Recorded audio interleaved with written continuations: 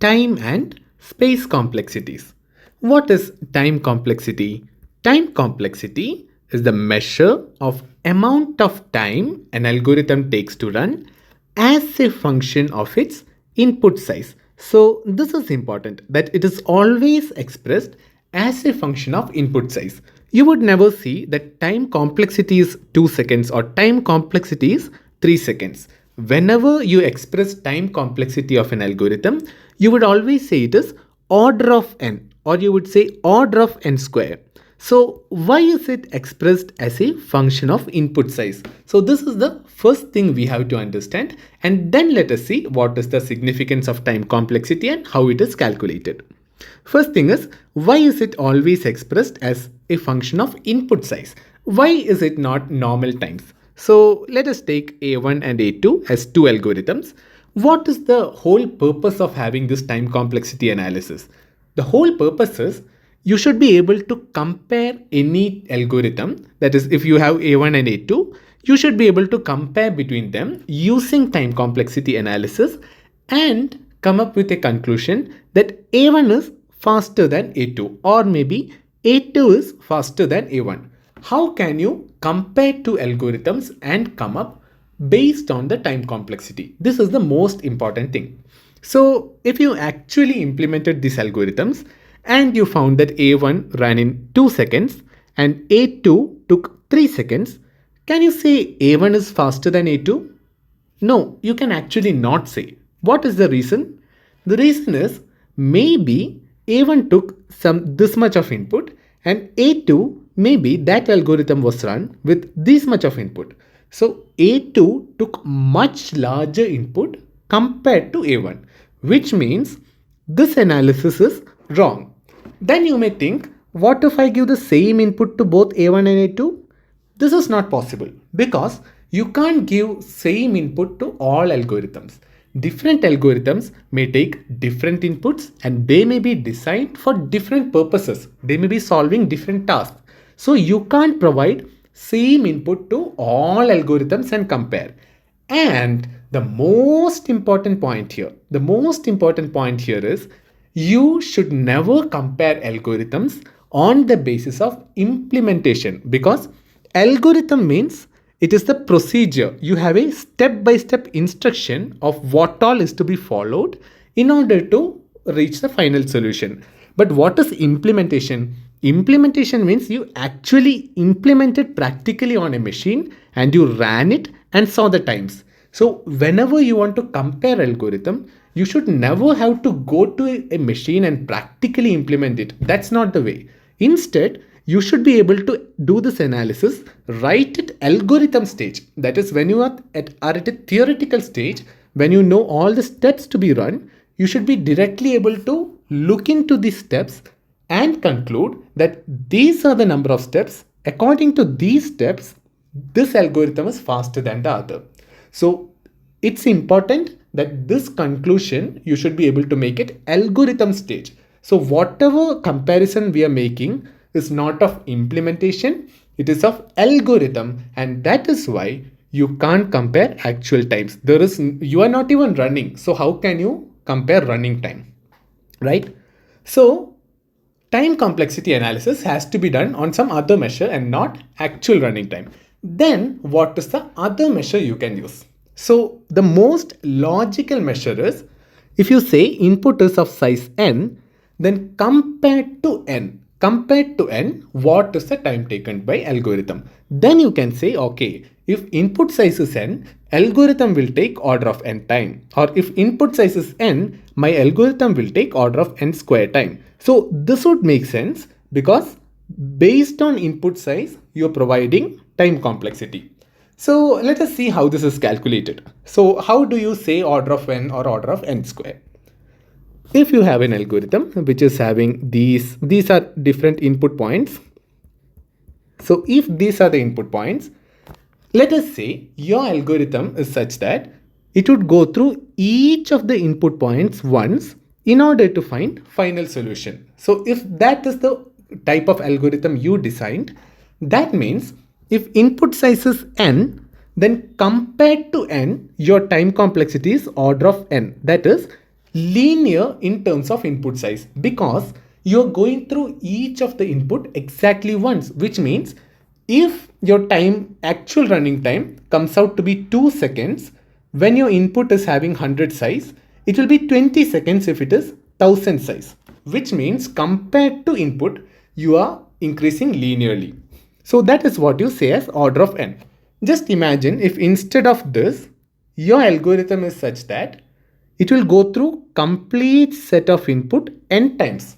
So previously we said your algorithm is such that it will only go once through complete set of input. Now I am saying, what if your algorithm goes through this complete set of input n times? That is, first time when it goes, already time is n, then again second time it is again n, plus n times it will do this, which means n into n. So total time complexity is order of n square.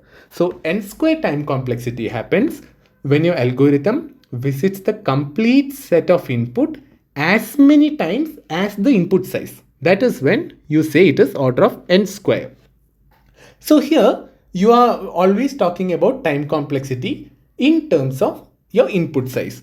And what are the different why do we always notate it as order of n? What is the reason? So this big O notation always says this is the worst case time complexity. You always also have this omega notation. Omega is used for best case. So what is best case and worst case? Best case means if you consider that you are searching something and this is your total input space. So these are your inputs and you want to search and find whether some particular value is there in the input or not. So it may be so possible that the approach you are taking is that you will see each of the input and see whether that is the value you are searching or not. So it may be so possible that the first value you checked, that itself is the one you are searching for. This is the best case. That is, even though you have maybe 100 or thousands of input, the first value you checked, that itself is the one you are searching for. So in this case, you can end the search right after you looked at the first element. So this is best case. But whenever you want to evaluate an algorithm, you should know what is the worst case. If everything goes wrong, what happens? You may have to go through all the elements and maybe the last element is the one you are searching for. So in that case, you have to go through all the n elements, which means worst case time complexity is order of n. So that is what big O notation means. Big O means worst case. So it tells you what is the worst possible scenario. In worst case, what is the time that it is time taken for this algorithm. And omega tells you best case, omega of 1. So in this particular algorithm, it is omega of 1. Why? What is 1? 1 means constant. So here it is so possible that in one step itself, you would find the answer. It is the best case. But knowing the best case is of no use because if you want to evaluate an algorithm, you should know what is the worst case. So there are different time complexities like order of n, which means your time would increase linearly compared to the input size. What is order of n square? This would mean your time would increase quadratically with respect to your input. What is order of 1? Order of 1 means, this just means it is constant. That is, it doesn't necessarily mean your algorithm will end in one step. So whether it will end in one step, 100 step, 1000 steps, or maybe 2 power 1000 steps, still you would call all this as constant because this is not dependent on your input size. So if your algorithm is not depending on input size, whatever be the number of steps you have, you will always write it as order of 1. And 1 here indicates constant value. That means it is not dependent on n. It doesn't mean it is one step. Okay. So order of 1 means constant. So whatever be your number of steps, if your algorithm doesn't depend on the input size, that is, maybe your algorithm takes 10,000 steps. In order to run, there may be 10,000 different steps. But irrespective of the input size, if it is always 10,000 steps, then you would say it is constant, order of 1. Because if you increase the input size, then your algorithm would still run in the same number of steps. That is when you say it is constant. So then if it is logarithmic, then you would say order of log n. That is, if input size is n, your running time would be log n compared to the input size. Similarly, if it is exponential, that is, it largest exponentially, your time complexity increases compared to your input size. Then you call it exponential, order of 2 power n. That is, it is exponential. Okay, so these are the different time complexities that we use. So I think it is clear about time complexity. You got a basic idea. When we actually calculate time complexities of different algorithms, it will be more clear to you. So the next thing is space complexity. What is space complexity? Similar to time complexity, in space complexity concept, instead of time, we are looking for memory. So what is space complexity? It is the measure of amount of memory taken by the algorithm in order to execute, again, as a function of input size. So again, you are going to say in terms of input size, what is the memory? So I have to clarify one thing here.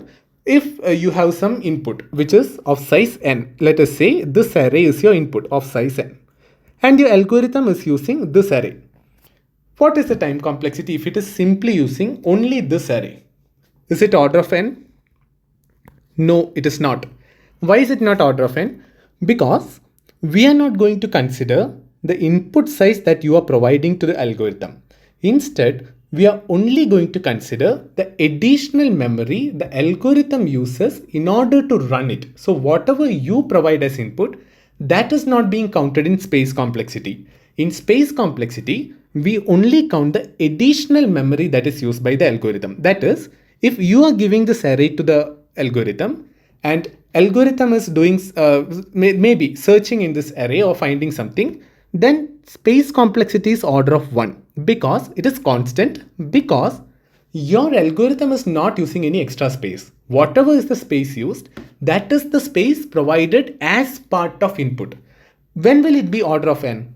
When will your space complexity be order of n? It will be order of n only if your algorithm uses extra space relative to the input size. That is, if you provide this array as input to the algorithm, but let us say your algorithm copies this whole input into a different array and then does whatever steps it want to do on this array and finally returns the input.